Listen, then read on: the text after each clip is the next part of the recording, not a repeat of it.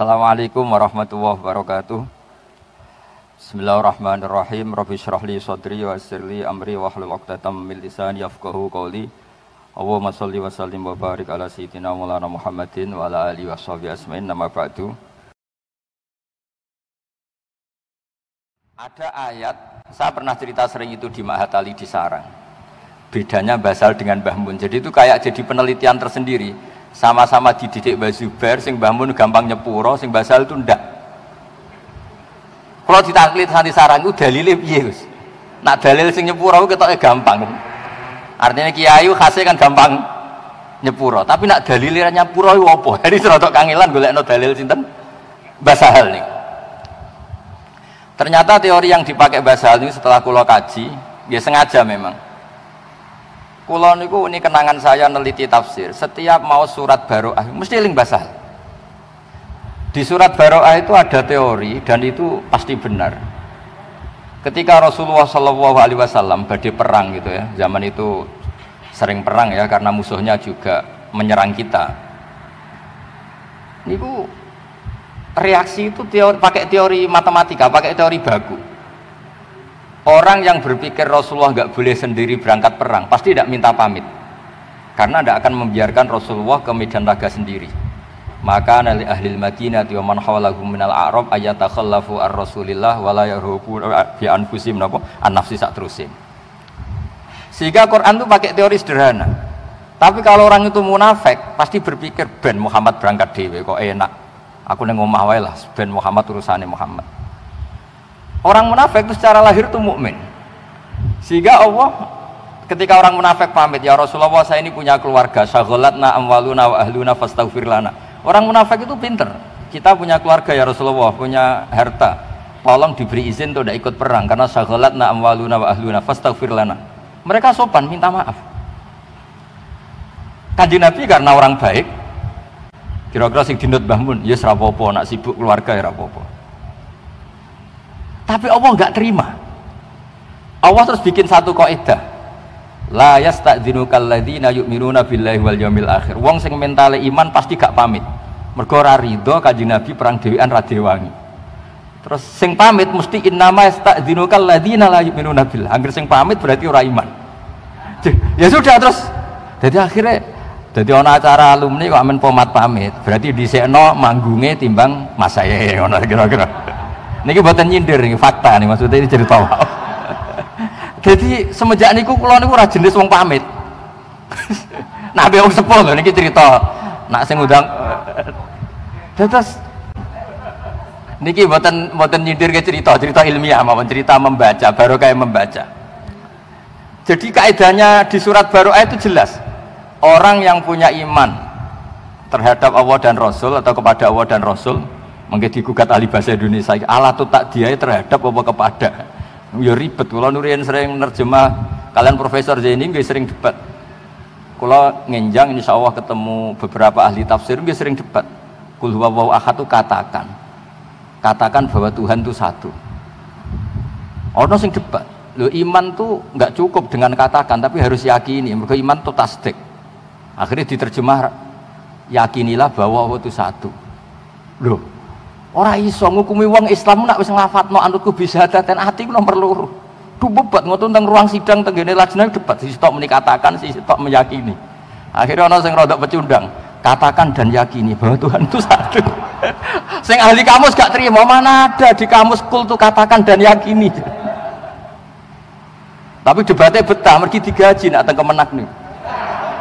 Lah nek Basul Masail ra betah perkara ana sing gaji milih mauquf. Wah ribet, debat dibiayai gitu bar.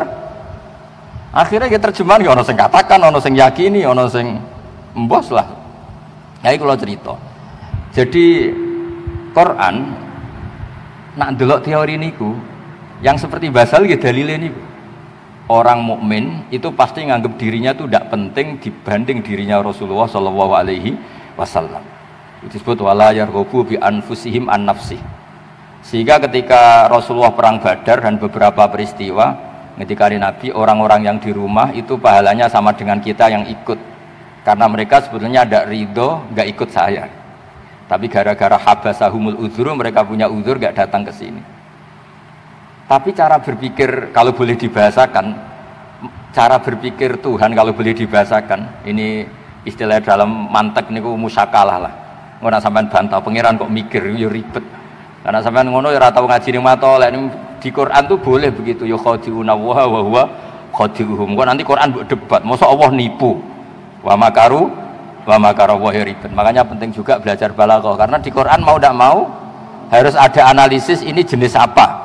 Karena Allah tidak pernah khadi', tidak pernah makir. Tapi di Quran ada yukhadi'una wa huwa khadi'uhum. Ada kata wa makaru wa makara wa huwa khairul makirin. Harus ada analisis balaghah. Sehingga dari cerita bapak tadi, ini cerita terus Mbah Sahal tadi. Kula niku nggih nate setengah sakit, setengah udzur betul. Nak mulang teng sarang nggih mulang lho. Nanti sakniki kula sakit lah nggih mulang. Gara-gara terus kepikiran, aku nak loro disalami templek. Sakjane nak ana guru lara ra mulang, nak salami templek ya aja gelem. Ngapunten nembe sakit. Lah iku fair. Wayahe mulang muni sakit, wayahe salam templek ditampa. Daripada kok ra iso nampa salam templek lara lah mulang.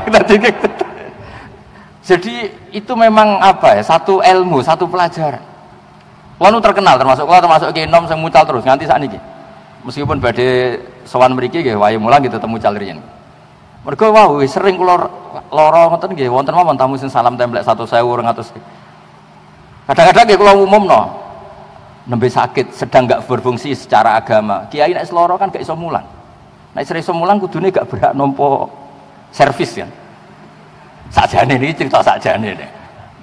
Tapi kula nanti bantah mbek Kiai wah sampean menghalangi rahmati Allah. Rahmat Allah wasiat kullasy. Keliru iku Gus teori wah. Ya ribet nganggo teori. Tapi ini kula cerita. Jadi saya setiap baca surat Baroah sampai sekarang tuh mesti eling bahasa. Karena ana ayat afawau angka lima adzinta lahum hatta yatabayyana lakal ladzina shadaku wa ta'lamal kadzibin. Terus Allah gawe teori, ya lewat izin itu sudah kelihatan Muhammad siapa yang punya komitmen terhadap kamu pasti tidak pamit, pasti ikut. Dan siapa yang tidak punya komitmen pasti pamit. Misalnya alasannya memang betul keluarganya sakit, keluarganya mau melahirkan. Nyawa-nyawa mereka dibanding nyawa Rasulullah itu kan tidak banding. Kalau betul keluarganya sedang mau melahirkan pun harus ditinggalkan.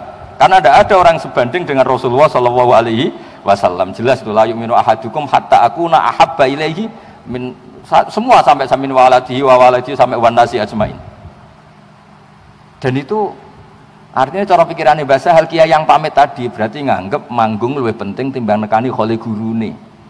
Mergo manggung 200.000 nekani kholi gurune malah kadang urun nggo sowanan ribet. Jadi nak delok teori niku siapapun yang enggak datang tuh pasti salah. Orang kok mungkin salah, pasti salah. Kecuali stroke lah niku memang ribet nih.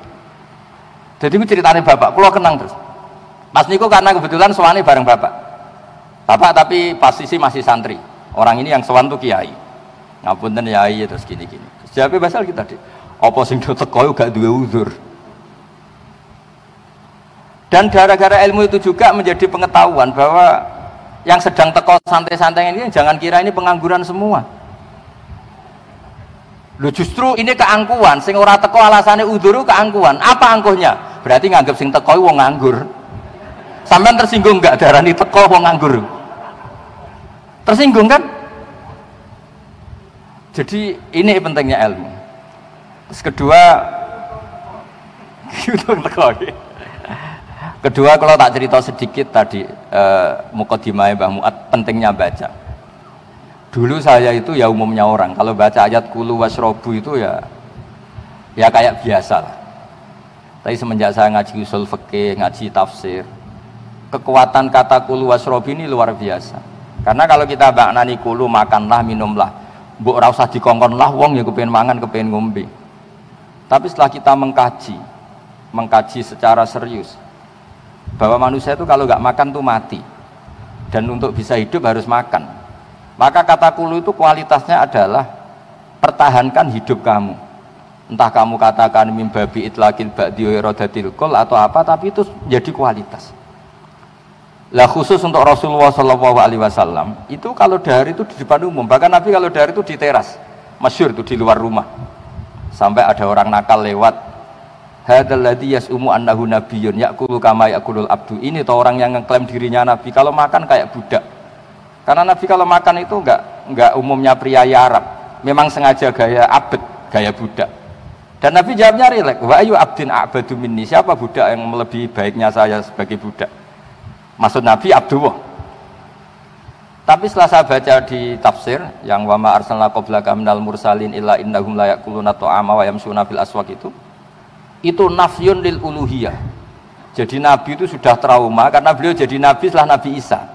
Nabi Isa karena terlalu baik, terlalu sempurna, maka kebablasan dianggap Tuhan. Sehingga Nabi itu menunjukkan kalau beliau itu tidak Tuhan. Kalau nggak makan ya ketok lemes, kalau makan ya diperlihatkan orang banyak.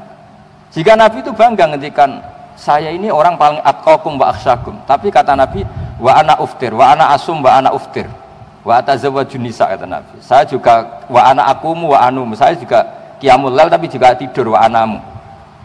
Nah ini kalau kita tidak baca beberapa kitab menganggap Nabi itu kok top Nabi Isa. Karena Nabi Isa itu tirakatnya Masya Allah. Tapi nyatanya kebablasan dianggap sebagai Tuhan. Tapi Nabi Muhammad barokah dahar, barokah sari. Bahkan barokah kadang-kadang secara lahir itu salah. Misalnya Nabi pernah sholat duhur 2 rakaat. Sampai sahabat lebih seneng, wah ini nasa mansuh, mulai besok sholat 2 rakaat. So menang ya, secara camatolek ya so menang ya. Karena ini teorinya pakai nasa. Karena sahabat yang akabiru sahabah punya adab gak negur. Tapi ketika Nabi sudah mau keluar sampai dalam, karena pintu masjid juga pintu dalam, ya Rasulullah aku siroti sholatu amnasita. Ini pertanyaan Dzulyaden. Ini sholat model kosor. Maksudnya kosor di situ itu bentuk sholat sekarang 2 rakaat, bukan kosor bandingannya jamak karena Nabi tidak musafir saat itu. Apa memang kau lupa? Kata Nabi kullu dzalika lam yakun, itu semua tidak terjadi. Tapi Nabi akhirnya kembali ke imaman, ke mihrab. Ahakun maqalahu Dzulyaden, apa betul tadi yang dikatakan Dzulyaden? Ya ya Rasulullah, engkau tadi sholat 2 rakaat. Terus Nabi menambahkan 2 rakaat, kemudian salam. Dan setelah itu beliau ngendikan ma kuntu ansa walakin unassali as-sunnah. Saya ini tidak lupa tapi ditakdir lupa supaya bikin sunnah. Bahwa lupa ini caranya seperti itu. Begitu juga Nabi secara lahir ditakdir pernah qadha. Andai kan Nabi gak pernah qadha, normalnya sholat qadha itu tidak wajib. Ini anak-anak matolak yang gak qadha itu tak dukung. Normalnya gak qadha itu gak wajib. Karena misalnya sekolah matolak itu jam 7 sampai jam 11, terus kamu bangun tidur jam 2 siang. Sekolah itu kira-kira masih ada enggak? Enggak ada kan? Waktunya sudah habis, momentumnya sudah habis. Kalau subuh punya waktu, normalnya kalau momentum waktu subuh habis ya normalnya habis. Cara cakos ning pondok jam mangan wis entek ya ketinggalan wis ora oleh mangan kan. Nah, andai kan ini kata ahli hadis semua. Andai kan Nabi gak pernah qadha subuh, maka dikira kalau waktunya kelewat sudah tidak wajib. Tapi barokahnya Nabi nate qadha subuh dan banyak santri yang niru qadhanya saja ini. Akhirnya ternyata Nabi itu nyuruh Bilal ya kayak adzan nggih jamaah terus Nabi sholat. Nah gara-gara itu terus semuanya ijma bahwa sholat ketika keluar waktu tetap wajib. Padahal momentumnya sudah hilang. Coba misalnya sholat kusuf, kalau sudah injalati samsu ya sudah ada usah sholat kusuf. Semuanya aturannya kan gitu. Sholat yang dati sababin waktu itu kalau momentumnya hilang kan kamu tidak boleh gara-gara lupa witir terus nanti witir habis subuh, tidak boleh, momentumnya sudah hilang. Nah ini yang di apa ya istilahnya, cara istilah qadhiyat itu, Syekh qadhiyat itu bahkan Nabi itu dikorbankan untuk jadi syariat. Loh lali ku isin, kiai lali wae isin, iki Nabi. Cara sampean ngimami terus lali, kiai kedonyan ning salat nganti lali. Lah ini Nabi. Apalagi kiai-kiai lagi latihan daftar wali dari wali Baubet tadi. Itu kan pencitraan, sholat isit wali ku muruah ya. Dan ini Nabi. Tapi barokahnya itu menjadi makuntu ansa walakin unassa li as-sunnah. Saya itu gak pernah lupa, tapi sama Allah ditakdir lupa supaya nanti jadi apa? Sunnah, jadi aturan bahwa qadha itu tetap wajib. Nah, ketika kita baca Nabi itu yaqulu ta'ama apa? Kalau di Quran dibahasakan jamaah, makanya mereka protes. Mali hadar Rasul yaqulu ta'ama wa yamsi fil aswaq. Saya sampai sekarang tiap minggu itu mesti teng pasar. Tapi ini tidak bisa ditiru, pancen kula mulai alit seneng teng pasar. Niku nggih pelajaran betul, kadang ono wong pedagang badhe 2000 senenge ra karuan. Berarti 10.000 senenge ra karuan. Kadang kene wis kiai salami templek 200.000 koyo sithik. Rugi lho. Jadi kadang-kadang memang kita dapat pelajaran itu dari hal-hal yang kecil. Mulane kula sering cerita tentang bojo kula, aku ngebis ora perkara zuhud, ora perkara waroi. Mau butuh pelajaran. Bahwa ngebis ku ya wis seneng timbang mlaku, ora kok perkara waroi, ora perkara zuhud.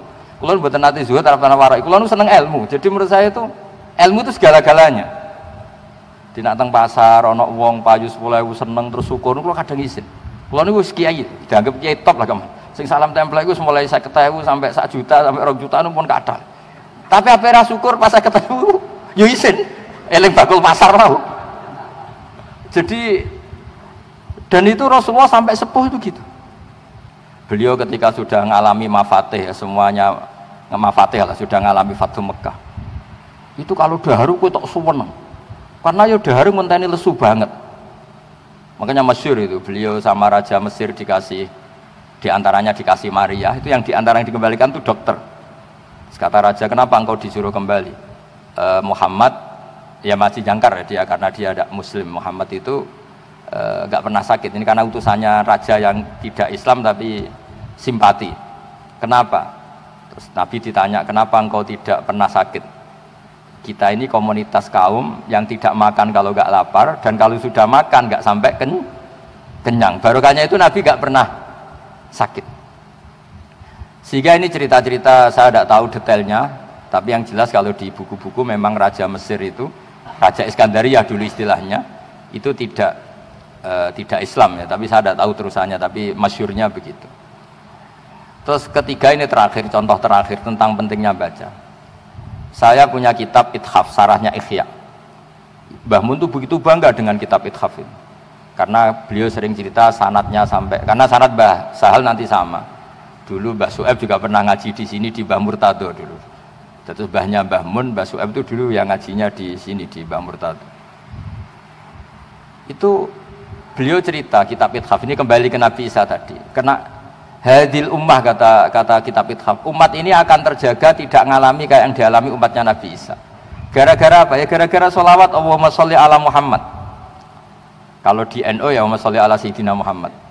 Kata gara-gara Sayyidina geger. Makanya dulu pernah ada Kiai NU pidato Assalamualaikum warahmatullahi ta'ala wabarakatuh. Ta'ala ini bid'ah karena nambahi yang tidak ada zaman Nabi katanya. Padahal ta'ala maknanya mau luhur. Akhirnya sing sitok gak terima. Assalamualaikum warahmatullahi ta'ala wabarakatuh. Saking mangkelnya tadi, saking mangkelnya butuh beda. Ditambahi ta'ala itu gak terima. Ya. Walhasil singkat cerita, kata Sayyid Zabidi, wa Rasulullah Muhammadun wa in jalla qadru muhtajun ila rahmati ta'ala. Sama si hafal takbirnya, memang tak hafalkan. Jadi barokahnya sholawat itu betapa cintanya umat kepada Rasulullah, yaitu memintakan sholawatnya Allah wa rahmatuhu wa barakatuh dikasihkan Rasulnya yang bernama Muhammad. Sekaligus hadhi sighah tanfil uluhiyah, dan sighah ini menafikan uluhiyata Muhammad. Maka hadil ummah tidak akan mengalami apa yang dialami umatnya Nabi Isa yang menuhankan Nabi Isa, yaitu Allah pemberi, yaitu kita minta ya Allah, saya mohon semohon-mohonnya semua rahmatmu, semua sholawatmu, tahiyat engkau berikan ke kekasih engkau yang bernama Muhammad. Jadi wan nabiyyu wa in jalla qadru muhtajin rahmati. Jadi jelas, cara aturan main jelas, Allah pemberi, kanjeng Nabi penerima. Jadi hadis sighahnya sholawat itu sudah ngawal hadil ummah tidak akan mengalami kekeliruan kayak yang dialami Nabi, umatnya Nabi Isa. Jadi selain formal Nabi ngendikan la tutruni kama atrotin nasoro, kamu jangan berlebihan muji saya kayak orang Nasrani muji nabinya sehingga kebablasan Nabi Isa dituhankan. Tapi barokahnya sholawat juga proporsionalnya itu terjaga, yaitu Allah pemberi, Nabi penerima. Sehingga kalau kamu baca Allahumma sholli ala sayyidina Muhammad, selain bukti mahabbah kamu ke Nabi, sekaligus jelas tauhid kamu itu jelas Allah yang Tuhan dan selalu la syarikalah. Nabi adalah ahabba khalqihi ilallah. Nah itu kalau kita tidak baca tidak bisa. Nah ramoca ya anut ijazah wong-wong niku, selawat 1000 untuk bojo ayu, nak 10.000 iso wayo dan semua ngono-ngono iku. Jadi semua khasiat ya sing dibakas iku. Khasiat. Kulo nggih melok bingung, kulo niku maca kitab ya sah kaya ora ro khasiat iku, tapi dukun-dukun kok roh kulo ya bingung. Kadang-kadang niku repot. Wong nek ora maca niku repot. Karena tadi ketika gak maca hubungannya. Mulane kula nate ditangleti tiyang, Gus. Cara wayahe pandemi iki terus mbok kementerian, mbok pejabat ngundang kiai-kiai kondonga cara jenengan sepundi. Ora usah. Disangoni tuh ana tiket ketok ra mandi malah izin. Satok ora usah. Dadi nek ra mandi ora ketara, mandi ora ketara kata saya. Karena saya pernah baca, ini lagi-lagi ini cerita barokahnya baca. Inna wa ta'ala idza qada amron amsaka alsinata auliyaihi anid du'a. Kala yad'u fala yustajabu lahum fayaftadihu. Kala yad'u dari kata yad'una ini. Jadi Allah kalau sudah memutuskan sesuatu, adalah para wali itu tidak mau berdoa. Supaya gak berdoa terus gak mandi, kok izin. Jadi artinya tren umumnya kalau Allah bikin idza qada wa amron mesti amsaka alsinata auliyaihi anid du'a. Delalah ya ora kepengin donga. Yes. Supaya delalah. Lah niku nak terus ditukokno tiket, disewakno hotel, disangoni 10 juta. Jebule pandemi cek 2 tahun kas. Padahal ya aslinya dongane mandi tapi engko-engko. Cara kiai saya iso khilaf, ya dongane mandi tapi engko-engko. Sing order butuhe saiki masalah ini kan. Nabi Musa donga ngenteni 40 tahun mandi. Lah sing order kan enggak mau. Jadi bar donga Senin paling Selasa didelok perkembangan. Ternyata jawabannya Covid masih apa meningkat. Jadi artinya ngeten lho. Misalnya ditakdir kiai-kiai kon donga nggih monggo barokah donga iku butuh pangeran. Syahidun li 50 qori cara istilah Said Abdul Al-Haddad. Tapi ra dijali donga ya alhamdulillah ora mandine ra ketara kal witra wa hada taraka qiyamal lail. Dan itu artinya delok wong turu terus mangkel. Wong kok turu kiai ora tau tahajud, ora tau witir. Tapi nek sampean maca usul fikih, makanya kula seneng bahasa usul fikih. Mari si Mbah Zubair. Kula nggih pengagum usul fikih. Niku macane ora ngono. Hadza tarokal ma'asiya, taroka delok dangdut, taroka delok ning bar, wa hadza taroka gosip, taroka ghibah, taroka gawe hok. Mulane kula sering cerita, muga-muga malaikat maca usul fikih. Dadi nek ana wong turu iki hadza tarokal ma'asiya kullaha. Lah tapi nek sing maca wong toreka, wong mursyid, hadza tarokat tahajud, wa tarokal wirda, wa tarokal ahzaba, wa tarokat dalailal khairat. Makanya di usul fikih itu ada perdebatan, mubah itu ada ndak? Banyak orang berpendapat mubah itu enggak ada. Karena tarkul haram itu wajib dan fi'lul mubah berarti tarkul haram. Fi'lul mubah berarti tarkul haram. Masyhur itu di perdebatan usul fikih itu, itsmamin mubahin illa wa yatahaqqaqu bihi tarku haramim ma. Fayalzamu minas sukun tarkul qatli wa minas sukut tarkul qadzaf. Tidak ada sesuatu yang mubah saat dilakukan kecuali meninggalkan keharaman. Orang diam berarti tidak membunuh, orang tidak ngomong berarti tidak ngerasani orang lain. Wa tarkul haram wajib, fal mubah wajib. Meskipun nanti juga punya akibat, wae blojo sing lanang turu, tarkul wajib. Wa tarkul wajib haram, berarti fanomu ya haram. Tapi apapun itu kan terus jadi pinter kita. Lan kula anggere nglepas jenazah teng tangga-tangga kula wonge pegawene turu delok TV nggih. Nggih niki bojone jenengan seneng delok TV. Ya ana sing mati pas delok TV. Sanggup mawon sae timbang delok dangdutan. Bojone terus seneng nggih. Ngoten Gus. Ya ngono ae makome ngono wis pokoke ngono ae. Nah itu kalau kita ndak ngaji usul fikih ndak bisa. Saya dulu ku ya iskal nek Mbah Mun bapak anggere ketemu ya guyon mon. Iki bareng ngaji usul fikih niku nggih ngerti. Ketika orang lain bisa asik kalau ke tempat-tempat maksiat. Ketika orang lain bisa asik kalau ke tempat-tempat yang enggak bener.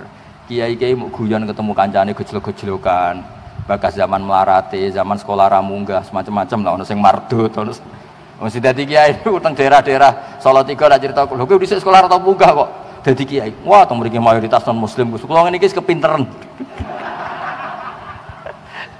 Niku riyen saking kakuatine pengurus wong tuane disurati, saiki dadi kiai gede. Tom menang.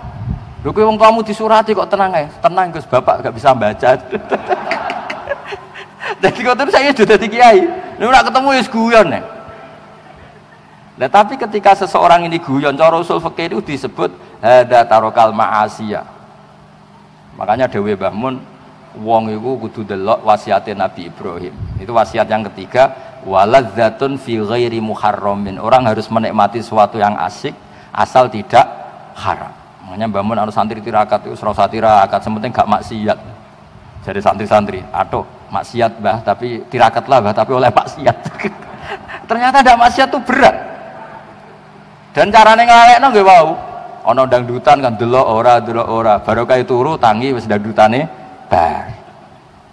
Terus kula suwun niki kula nggih boten wani guru jenengan wong kula niki kalah sepuh, tapi niki cerita monggo lah.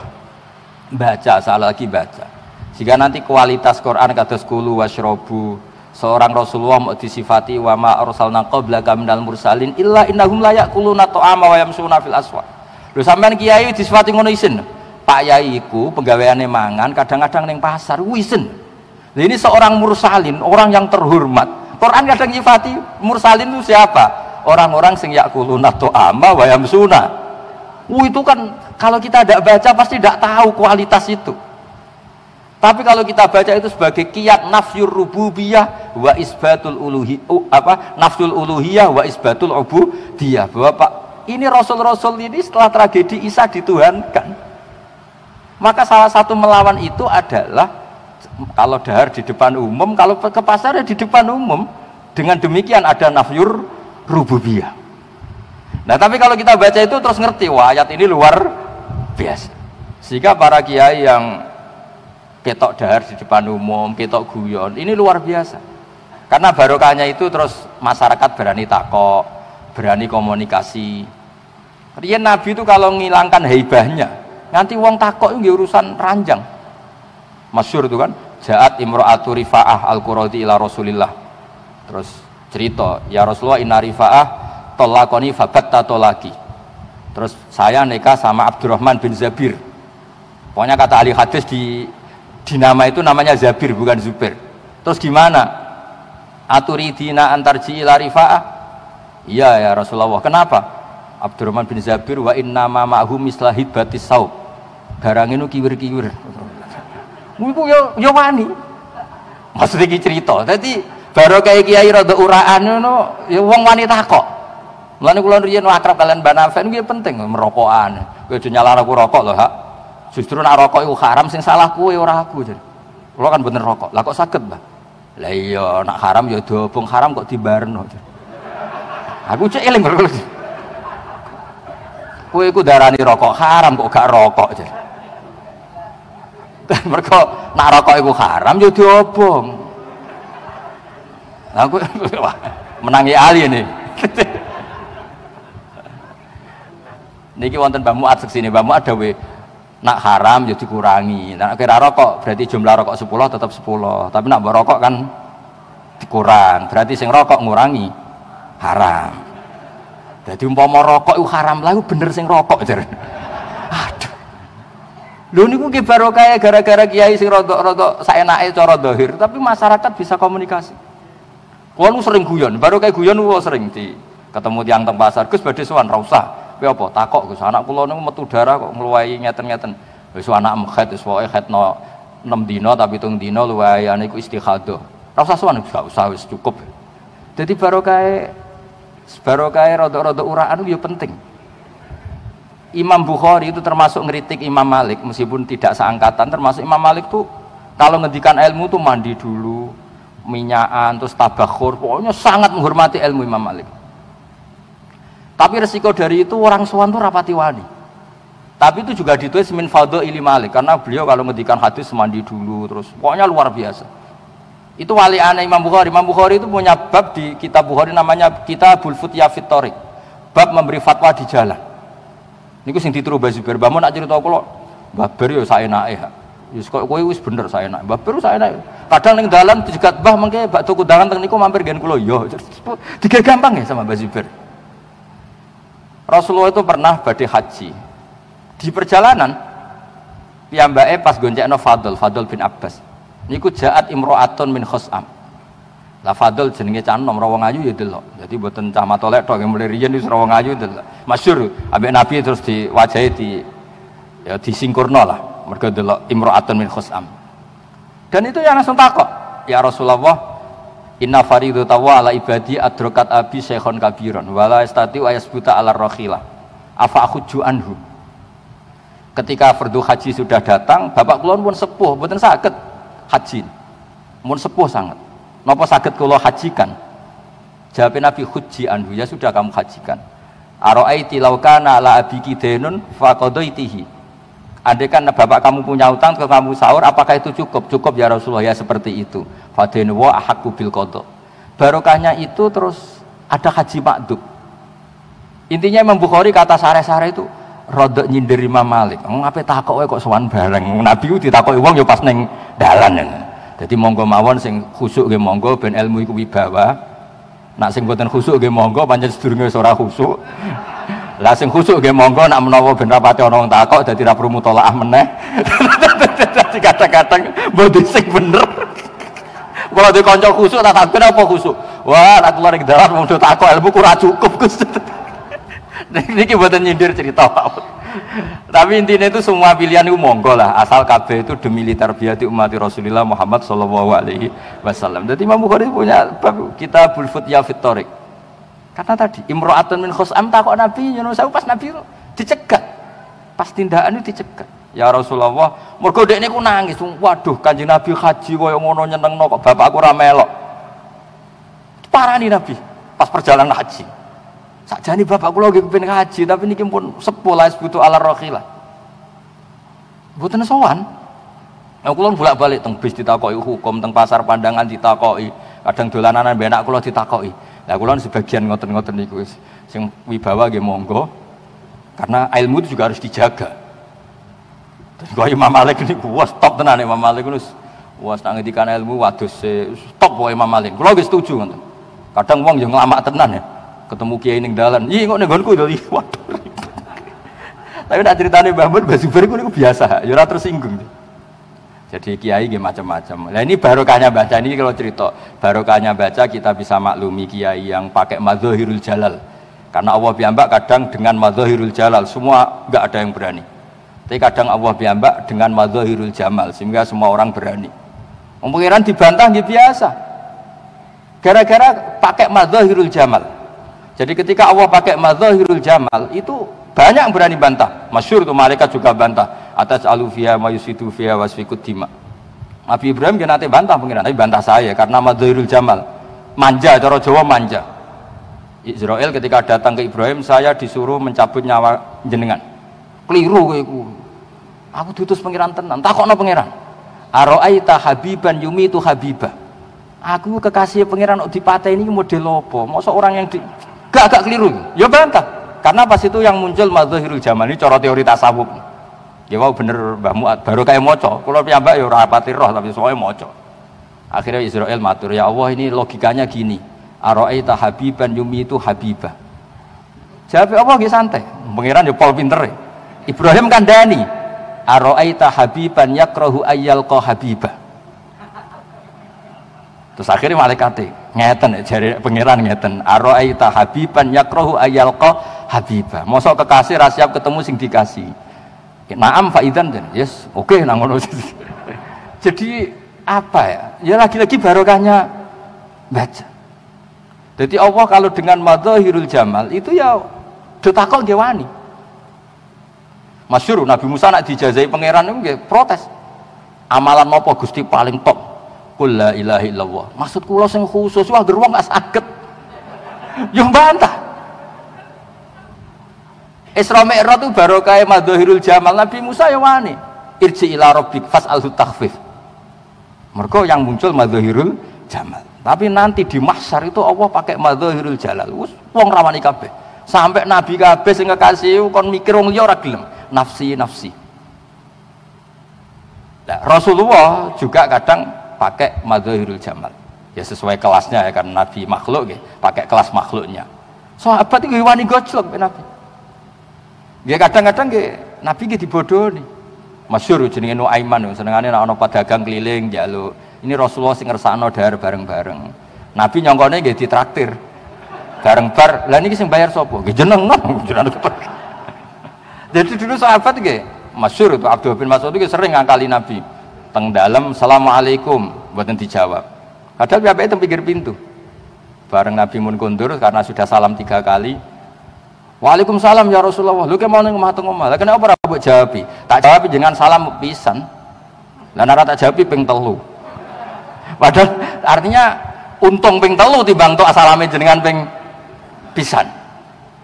Nabi lho iki Sayyidul Awalin wal Akhirin. Jadi dia yang pinggir pintu jawab Waalaikumsalam lon Nabi. Akhirnya dia ya Allah matur nuwun Nabi telah salam saya 3 kali. Pas itu pakai Madzahirul Jamal. Tapi ketika Nabi pakai Madzahirul Jalal, ya sesuai kelasnya tadi. Ka'anna ala ru'usihim at-tayra. Semuanya diam. Seakan-akan di kepalanya ada burung saking rawani delok Kanjeng Nabi. Makanya ada sahabat ditakoi, "Kaifa wajhu Rasulillah?" Ini nangis. Sebagian sahabat ditanya, "Kenapa? Saya itu kumpul Nabi puluhan tahun, tapi saya tidak pernah melihat, gak berani melihat wajahnya Nabi. Maka saya maaf kalau tidak bisa nyifati wajah Kanjeng Nabi Muhammad Sallallahu Alaihi Wasallam." Saking delalah nasib sahabat ini, pas ketemu Nabi itu auranya Madzahirul Jalal terus, keagungan terus. Jadi macam-macam, monggo mawon. Nah sekarang alumni Matolek ngiyai gaya Madzahirul Jamal nggih monggo, sing radi-radi uraan niku. Nak sing radi-radi khusuk nggih pakai Madzahirul Jalal, nak sing ra jelas ya kombinasi nggih monggo. Kuwadang ya khusuk, mergo pertanyaane angel ben wong rawani takok. Nah ketoke pertanyaane gampang ya sing longgar. Bendarane pinter mergo iso jawab. Itu banyak-banyak pilihan karena barokah napa? Maca nggih ngoten mawon ngapunten ingkang kathah. Assalamualaikum warahmatullahi wabarakatuh.